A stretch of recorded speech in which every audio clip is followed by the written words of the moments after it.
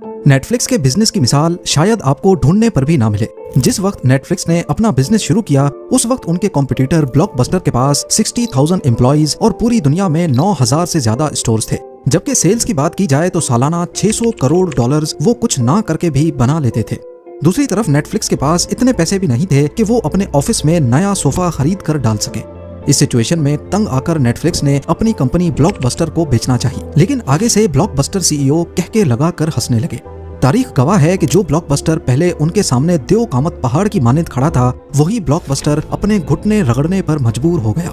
सिर्फ कुछ सालों के बाद नेटफ्लिक्स ने ब्लॉकबस्टर का नामो निशान ही मिटा दिया और आज ये 28,000 करोड़ डॉलर्स की कंपनी है। पर यह सब आखिर मुमकिन कैसे? 1997 की, जब इंटरनेट बिजनेस का रुझान बढ़ रहा था।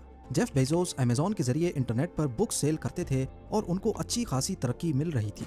मार्क रैंडोल्फ भी कोई इंटरनेट बिजनेस ही स्टार्ट करना चाहते थे, लेकिन मसला ये था कि कौन सा बिजनेस स्टार्ट किया जाए। कई महीनों तक मार्क जहां भी जाते अपने साथ हमेशा एक नोटबुक रखते जिसमें वो नए नए बिजनेस आइडियाज लिखते और फिर वो आइडियाज अपने दोस्त रीड हेस्टिंग्स के साथ शेयर करते।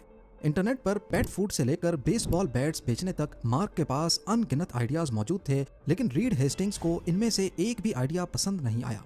रीड चाहते थे कि वो इंटरनेट पर कोई ऐसा बिजनेस शुरू करें जिसके लिए कस्टमर उनको एक बार ढूंढना पड़े और फिर वही कस्टमर बार बार उनको कमा कर दे। कई महीनों तक आइडियाज शेयर करने का ये सिलसिला चलता रहा, लेकिन फिर फाइनली उन दोनों को एक आइडिया समझ आ ही गया, वीडियो टेप्स, जो उस दौर में एंटरटेनमेंट का अकेला जरिया थी।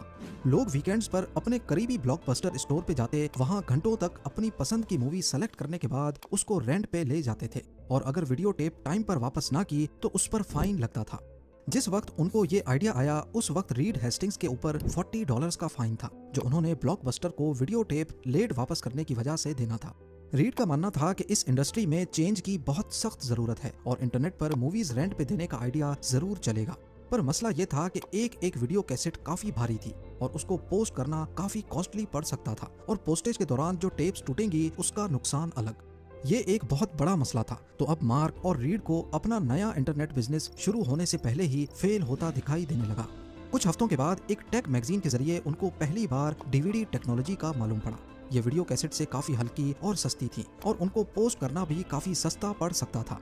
रीड हेस्टिंग्स को ख्याल आया कि वीडियो टेप्स के बजाय मूवीज को अगर डीवीडीज में डालकर रेंट पे दिया जाए तो ये ज्यादा फायदेमंद होगा और यहीं से नेटफ्लिक्स के आइडिया की शुरुआत हुई। इनका बिजनेस मॉडल काफी सिंपल था। वो वेबसाइट पर डीवीडीज की बहुत बड़ी कलेक्शन डिस्प्ले करेंगे और जब भी कोई ऑर्डर आएगा तो कस्टमर के पास 2 दिनों में डीवीडीज उसके दरवाजे पर पहुंच जाएंगी। उसी एनवलप में एक प्रीपेड रिटर्न एनवलप भी रखा जाएगा जिससे कस्टमर को डीवीडी वापस पोस्ट करना भी आसान हो जाएगा। आइडिया तो सिंपल था, लेकिन इसको शुरू करने के लिए पैसों की जरूरत थी और ये इन्वेस्टमेंट मार्क और रीड दोनों के पास नहीं थी। जैसे तैसे करके उन्होंने एक छोटा सा लो बजट ऑफिस सेटअप किया जिसमें सस्ती फोल्डिंग टेबल्स और सेकंड हैंड फर्नीचर लेके डाला। एम्प्लॉयज को कम सैलरी पे रखा गया इस वादे के साथ कि अगर बिजनेस चल गया तो उनको बिजनेस में शेयर दिया जाएगा। नेटफ्लिक्स की इस छोटी सी टीम ने पहले चंद महीनों में एक वेबसाइट बनाई और डीवीडीज खरीदना शुरू की। आखिरकार महीनों की मेहनत के बाद वो नेटफ्लिक्स को पहली बार लॉन्च करने के लिए बिल्कुल तैयार थे। लॉन्च से पहले उन्होंने न्यूज आउटलेट्स के साथ इंटरव्यूज लाइनअप किए ताकि लॉन्च होते ही उनको बहुत सारी मीडिया कवरेज भी मिल जाए। 29 अगस्त 1997 सुबह ठीक 9 बजे उन्होंने वेबसाइट को पब्लिक कर दिया और साथ ही उन्होंने एक घंटी भी इंस्टॉल की जो हर नए ऑर्डर पर बजेगी। पहला ऑर्डर मार्क ने खुद प्लेस किया और पहली बार घंटी बजने लगी। 1 मिनट के बाद घंटी दोबारा बजी और इस बार ये रियल कस्टमर था। नेटफ्लिक्स टीम ने मुख्तलिफ इंटरनेट फोरम्स पे अनजान बनकर कमेंट्स पोस्ट किए जिसमें उन्होंने नेटफ्लिक्स की डीवीडी बाय मेल सर्विस को इंट्रोड्यूस करवाया, जिससे और ज्यादा मूवी फैंस ने नेटफ्लिक्स का रुख किया। पहले 15 मिनटों तक घंटी मुसलसल बजती रही, लेकिन फिर नेटफ्लिक्स की वेबसाइट क्रैश हो गई। उस दौर में सर्वर्स ऑफिस में ही रखे जाते थे, ना कि प्रोफेशनल होस्टिंग सर्विस के पास। ये इशारा था कि नेटफ्लिक्स का सर्वर ज्यादा ट्रैफिक नहीं झेल पा रहा, यानी उनको ज्यादा सर्वर्स लगाने थे। उसी वक्त लोकल स्टोर से 8 नए सर्वर्स मंगाए गए और वेबसाइट को एक बार फिर से लाइव कर दिया गया।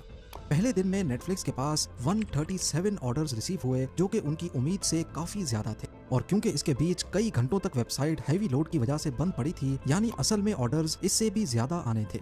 उनको अपनी वेबसाइट के मसले हल करने की जरूरत थी ताकि ये बार बार क्रैश ना हो। नेटफ्लिक्स का पहला महीना काफी अच्छा गुजरा, लेकिन मार्क और रीड ने जैसा सोचा था वैसा नहीं हुआ, क्योंकि उनके पहले महीने की सेल तो $94,000 थी, लेकिन इसमें से डीवीडी रेंट पे लेने की सेल्स सिर्फ $1,000। ज्यादातर लोग डीवीडी रेंट पे नहीं ले रहे थे, बल्कि डायरेक्टली पूरी डीवीडी खरीदना चाहते थे। उन्होंने कस्टमर्स को दोनों ऑप्शंस दे रखे थे कि या तो वो $25 की डीवीडी परचेज करें या फिर $4 की रेंट पे ले लें। मार्क और रीड चाहते थे कि उनकी रेंटल सर्विस को ज्यादा लोग इस्तेमाल करें, क्योंकि इससे एक ही डीवीडी बार बार रेंट पे जाएगी और जब तक वो डैमेज नहीं होगी तब तक उनका प्रॉफिट बनता रहेगा। उनको अच्छी तरह आइडिया था कि शुरुआत में वो डीवीडी सिर्फ इस वजह से सेल कर पा रहे हैं क्योंकि मार्केट में कोई दूसरा कॉम्पिटिटर नहीं है। कुछ हफ्तों के बाद उनको अमेज़न के जेफ बेजोस की तरफ से कॉल आई। जेफ बेजोस, जो कि पहले ही ऑनलाइन बुक्स की मार्केट में अपने कदम जमाए बैठे थे, वो अब डीवीडी मार्केट को भी कैप्चर करना चाहते थे। जेफ बेजोस नेटफ्लिक्स को खरीदना चाहते थे, जिससे उनको डीवीडी बेचने का चलता चलाया बिजनेस मिल जाएगा। दूसरी तरफ मार्क और रीड भी असल में डीवीडीज रेंट पे देना चाहते थे, ना कि उसको बेचना। लिहाजा उन्होंने नेटफ्लिक्स का डीवीडी सेलिंग वाला पार्ट अमेज़न के साथ शेयर कर दिया और बदले में अमेज़न पे चाहिए होंगी तो उनको नेटफ्लिक्स पर भेज दिया जाएगा। एक तरफ से इसमें दूर का फायदा था, जबकि करीब का नुकसान, क्योंकि नेटफ्लिक्स का वो पोर्शन जो उनको कमा कर दे रहा था वो उन्होंने अमेज़न को दे दिया। लेकिन अगर वो अमेज़न को ना भी देते तो अमेज़न खुद ही अपना नया बिजनेस खड़ा कर देता, जो कि फिर नेटफ्लिक्स के डायरेक्ट कंपटीशन में आ जाता। अब मार्क और रीड ने अपना सारा फोकस डीवीडीज को रेंट करने में लगा दिया। उन्होंने प्रमोशनल कैंपेन्स स्टार्ट की, लेकिन वो बुरी तरह से नाकाम हुई। नेटफ्लिक्स ने डीवीडी प्लेयर्स बनाने वाली मशहूर कंपनीज जैसा कि तोशिबा और सोनी से कांटेक्ट किया और उनसे डील क्रैक की। डील ये थी कि जो भी कस्टमर इनके डीवीडी प्लेयर्स खरीदेगा उनको एक नेटफ्लिक्स का कूपन कोड दिया जाएगा, जिससे वो 10 फ्री डीवीडीज रेंट पे ले सकेंगे। पर यह प्रमोशन फेल इस वजह से हुई क्योंकि डीवीडी प्लेयर्स पर कूपन कोड डब्बे के अंदर नहीं बल्कि डब्बे के बाहर ही चिपका दिए गए। यानी बेशक कोई डीवीडी प्लेयर ना भी खरीदे, उनको नेटफ्लिक्स का कूपन कोड बाहर से दिख सकता था। इसके चलते शुरुआत में नेटफ्लिक्स को बहुत सारी डीवीडीज फ्री में ही देनी पड़ी और ऊपर से इन नए कस्टमर्स में से सिर्फ 5% ही नेटफ्लिक्स के रेगुलर कस्टमर बने। यानी ये काफी घाटे का सौदा रहा। ऊपर से अमेज़न के साथ जो डील हुई थी उसमें वो डीवीडी बेचने के लिए कस्टमर्स को अमेज़न पर भेज तो रहे थे, लेकिन डीवीडी रेंट पे लेने के लिए अमेज़न की तरफ से बहुत कम कस्टमर्स नेटफ्लिक्स पे आ रहे थे। इसके बाद अमेरिकन पॉलिटिक्स में एक वाकया हुआ जिसको नेटफ्लिक्स पूरी तरह कैच कर सकता था, लेकिन यहाँ पर भी कुछ ऐसा हुआ जिसका नेटफ्लिक्स को बिल्कुल भी अंदाजा नहीं था। उस वक्त के American president bill Clinton white house की एक इंटर्न मोनिका के साथ लव अफेयर में पड़ गए और इस कहानी का राज खुल गया। इस मामले को लेकर कोर्ट में हियरिंग्स चल रही थी, जहां बिल क्लिंटन का अफेयर साबित हो गया और बिल क्लिंटन को प्रेसिडेंटशिप से हटा दिया गया। उस वक्त पूरा अमेरिका इस कोर्ट ट्रायल की वीडियो ढूंढ रहा था। नेटफ्लिक्स ने मौके का फायदा उठाकर चौका मारना चाहा और ट्रायल की वीडियो डीवीडीज के जरिए अपनी वेबसाइट पे लगा दी। तीर ठीक निशाने पर लग चुका था और नेटफ्लिक्स को बेशुमार ऑर्डर्स मिले, लेकिन मसला ये हुआ कि जो कंपनी इस वीडियो को डीवीडी पे राइट कर रही थी वही कंपनी एडल्ट मूवीज का काम भी करती थी और गलती से उन्होंने ट्रायल की वीडियो के बजाय एडल्ट मूवी डीवीडी पे राइट करके नेटफ्लिक्स को भेज दी। और सोने पे सुहागा नेटफ्लिक्स ने बिना चेक किए ये सारी डीवीडीज अपने कस्टमर्स को डिस्पैच कर दी। जब ये मामला खुला तो नेटफ्लिक्स ने सारे कस्टमर से माजरत की, लेकिन तब तक नुकसान हो चुका था। प्रमोशन का जितना फायदा सोचा गया था उससे भी ज्यादा नुकसान हुआ। अभी तक नेटफ्लिक्स का डीवीडीज रेंट करने वाला आइडिया कमा नहीं रहा था और उनकी हर एक प्रमोशनल कैंपेन बुरी तरह फेल हो रही थी। इसी लम्हे मार्क के जहन में एक आइडिया आया, एक ऐसा आइडिया जो शायद सब कुछ बदलने वाला था। यहाँ तक नेटफ्लिक्स बिल्कुल वही काम कर रहा था जो ब्लॉकबस्टर का था, यानी डीवीडीज रेंट पे देना। फर्क था तो सिर्फ इंटरनेट का, क्योंकि यही काम ब्लॉकबस्टर फिजिकल स्टोर्स के जरिए कर रहा था और नेटफ्लिक्स इंटरनेट के जरिए। मार्क को आइडिया आया कि क्यों ना हम सब्सक्रिप्शन सिस्टम स्टार्ट कर दें, जिसमें कस्टमर्स को मंथली फिक्स पैसे देने होंगे और उसके बदले में 4 डीवीडीज उनको दी जाएंगी। इससे होगा ये कि 4 डीवीडीज हर वक्त कस्टमर्स के पास रहेंगी और वो जब चाहें अपनी पसंद की डीवीडी लेकर पुरानी वापस कर सकेंगे। जाहिर है इससे कस्टमर्स पर लेट फीस का दबाव कम हो जाएगा। खुशकिस्मती से ये आइडिया काम कर गया। पहले ही दिन जिन लोगों ने ये प्रमोशन देखी उनमें से 90% लोगों ने सब्सक्राइब कर लिया। यही वो कस्टमर्स थे जिनके लिए मार्क और रीड ने इतनी मेहनत की थी। सब्सक्रिप्शन की वजह से नेटफ्लिक्स की कमाई तेजी से बढ़ने लगी और एक ही कस्टमर हर महीने उनको पैसे देने लगा।